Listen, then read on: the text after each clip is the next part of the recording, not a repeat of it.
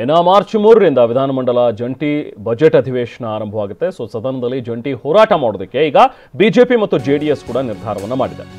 ದೋಸ್ತಿಗಳು ಮತ್ತೆ ಈಗ ಒಂದಾಗ್ತಾ ಇದ್ದಾರೆ. ಯಾವುದೇ ಹೋರಾಟದಲ್ಲೂ ಕೂಡ ಅಷ್ಟು ಜಂಟಿ ಹೋರಾಟ ಕಂಡಿರಲಿಲ್ಲ ಜೆಡಿಎಸ್ ಮತ್ತು ಬಿಜೆಪಿಯಿಂದ. ಈ ಹಿಂದೆ ಸಿಎಂ ವಿರುದ್ಧ ಹೋರಾಟ ಮುಡಾ ವಿಚಾರಕ್ಕೆ ಸಂಬಂಧಪಟ್ಟಂತೆ ಮಾಡಿದಾಗಲೂ ಕೂಡ ಅಂತಷ್ಟು ಹೋರಾಟದಲ್ಲಿ ಜೆಡಿಎಸ್ ಸಕ್ರಿಯವಾಗಿ ಭಾಗಿಯಾಗಿರಲಿಲ್ಲ. ಆದರೆ ಈಗ ಸದನದ ಒಳಗಡೆ ವಿಚಾರಗಳನ್ನು ಎತ್ತೋದಕ್ಕೆ ಬಾಣಂತಿಯರ ಸಾವು, ಗ್ರೇಟರ್ ಬೆಂಗಳೂರು ಪ್ರಾಧಿಕಾರದ ವಿಧೇಯಕ, ಇದೆಲ್ಲದರ ಬಗ್ಗೆನೂ ಕೂಡ ಸವಾಲು ಎತ್ತೋದಕ್ಕೆ, ಇದ್ರ ಬಗ್ಗೆ ಚರ್ಚೆ ಮಾಡೋದಕ್ಕೋಸ್ಕರ ಇಬ್ಬರು ಜಂಟಿಯಾಗಿ ಹೋರಾಟ ಮಾಡೋಣ ಅನ್ನುವಂಥದ್ರ ಬಗ್ಗೆ ಈಗ ತೀರ್ಮಾನಗಳು ಆಗಿವೆ. ಇದರಲ್ಲಿ ಕೆಪಿಎಸ್ಸಿ ಅವ್ಯವಸ್ಥೆ, ಮೈಕ್ರೋ ಫೈನಾನ್ಸ್ ಕಿರುಕುಳ, ಇದೆಲ್ಲ ವಿಚಾರಗಳನ್ನು ಕೂಡ ಪ್ರಸ್ತಾಪ ಮಾಡೋದಕ್ಕೆ ತೀರ್ಮಾನ ಕೈಗೊಂಡಿದ್ದಾರೆ.